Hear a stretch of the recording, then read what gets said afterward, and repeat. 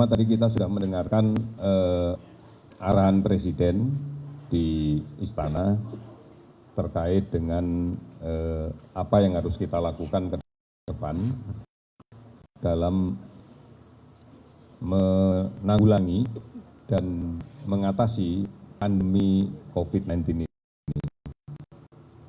Beberapa hal secara teknis akan mungkin saya rinci karena ini adalah bidang masalah kesehatan.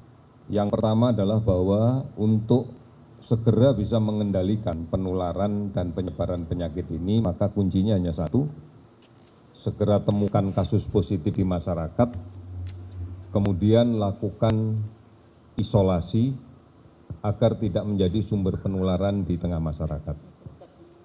Ini sebenarnya diwujudkan dengan bentuk kegiatan tracing, penelusuran kasus. Dari kasus yang kita rawat di rumah sakit, kita akan telusuri alamatnya di mana, kemudian 14 hari terakhir sebelum dia masuk ke rumah sakit, itu apa saja aktivitasnya.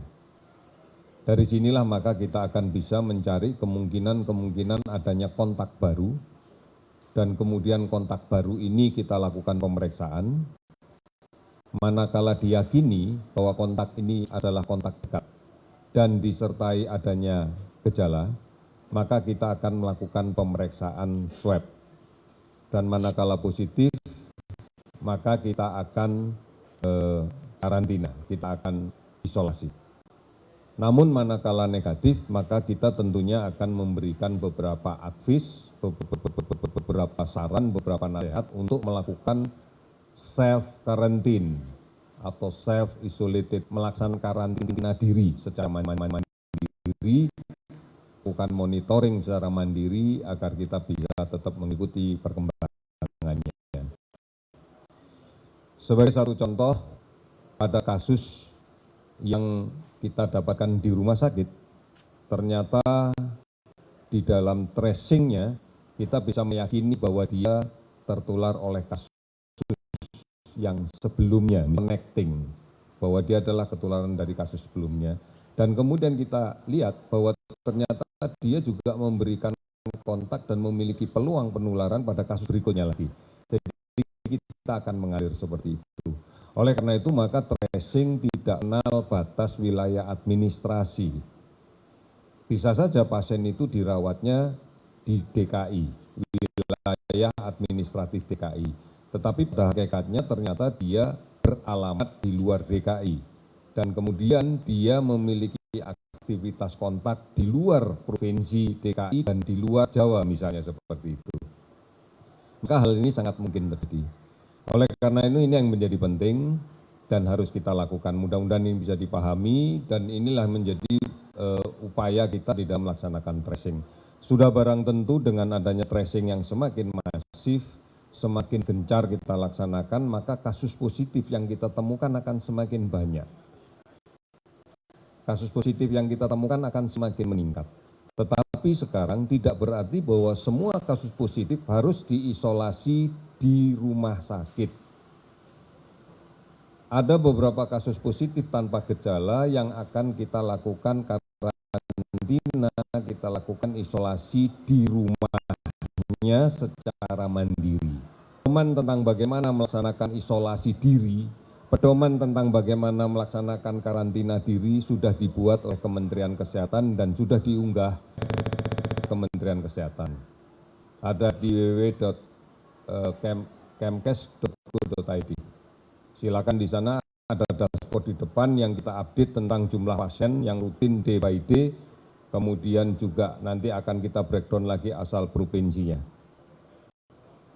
Pasien pada saat dilaporkan bisa saja di rumah sakit, di sini misalnya. Tetapi domisilinya 14 hari sebelum sakit, dia tidak di sini seperti yang tadi kita lihat saudara kita 3 itu rumahnya di Depok. Berarti kita akan melakukan tracing di sana. Dalam 14 hari sebelumnya ketemu siapa saja di sana. Inilah yang kemudian kita lakukan dengan tracing. Ada juga pasien yang kemudian kita ketemukan, semisal pasien yang kita temukan di Jawa Tengah. Saya yakini bahwa dia kontaknya adalah sebelum dia sampai di Jawa Tengah, kontaknya ternyata di Jakarta. Karena beberapa hari sebelumnya dia bepergian ke Jakarta dan kemudian kontak dengan kasus yang positif di Jakarta. Maka kontaknya Jakarta, tetapi aktivitas dia di Jawa Tengah kita telacak lagi. Ternyata ada juga salah satu kontak eratnya itu ternyata tamu dia yang dari Jawa Timur. Nah, kita kejar lagi ke Jawa Timur. Ini yang disebut dengan kontak tracing. Jadi mudah-mudahan ini bisa dibayangkan bahwa benarnya kontak tracing ini bukan pekerjaan yang mudah. Ini pekerjaan yang membutuhkan partisipasi masyarakat secara penuh. Inilah sebabnya maka saya katakan dari awal penyakit menular basis pengendaliannya harus pada masyarakat. Basis pengendaliannya masyarakat. Soalnya kalau tidak menggunakan basis pengendalian masyarakat, maka kita akan sulit untuk melakukan itu. Ini kemudian yang terakhir, yang berikutnya yang kedua, isu terakhir kemarin terkait dengan salah satu pejabat tinggi negara yang positif dan sudah kemudian dikonfirmasikan dan keluarganya tidak berkeberatan untuk disampaikan, menyebabkan beberapa orang yang dalam tanda petik pernah merasa kontak dekat perlu untuk melakukan pemeriksaan.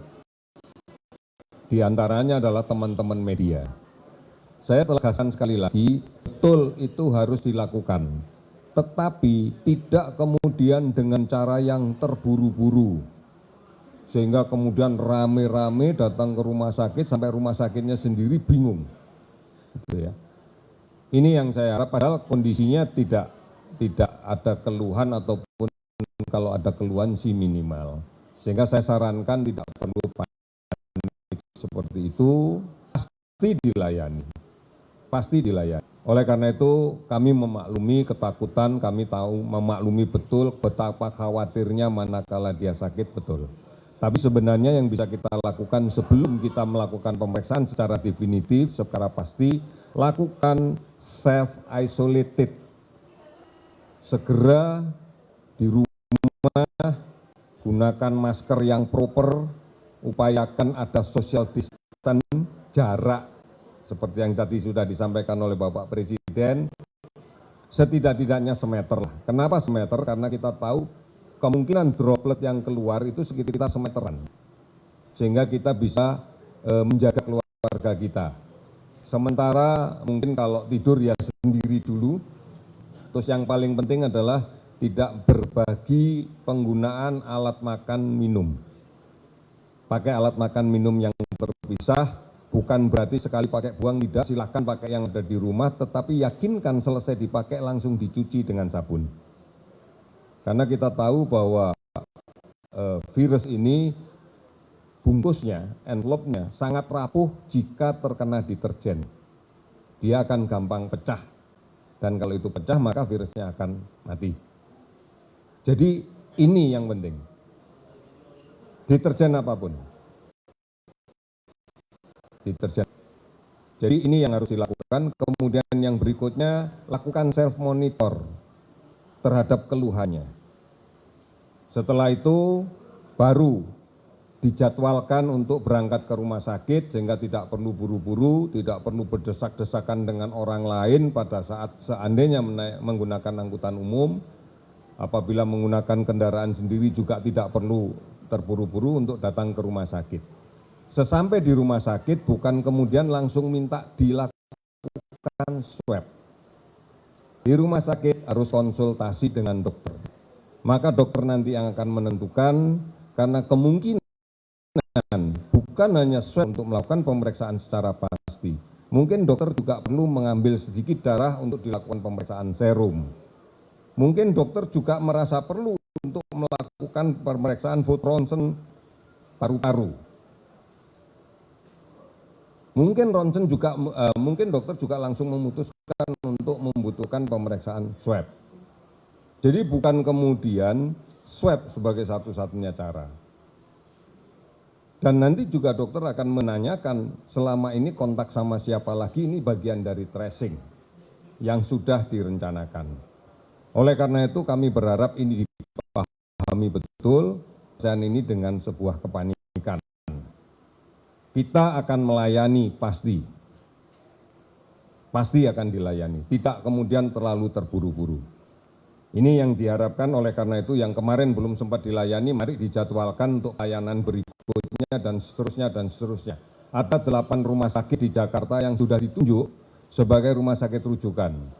Sulianti Saroso, Persahabatan, RSPAD. Kemudian Pasar Minggu, Rumah Sakit Polri yang di Kramat Jati, Rumah Sakit Minto Harjo yang berada di Benhil. Kemudian ditambah lagi Rumah Sakit Fatmawati dan Rumah Sakit Cengkareng, Rumah Sakit Cengkareng. Silakan cari yang terdekat dari tempat tinggalnya masing-masing. Bisa saja nanti pada saat pemeriksaan dokter ternyata menyatakan ini perlu self-isolated, tidak perlu dirawat. Silakan Anda melakukan isolasi diri sendiri. Silakan. Itu akan tentunya dari asesmen dokter atas dasar pemeriksaan fisik yang dilakukan.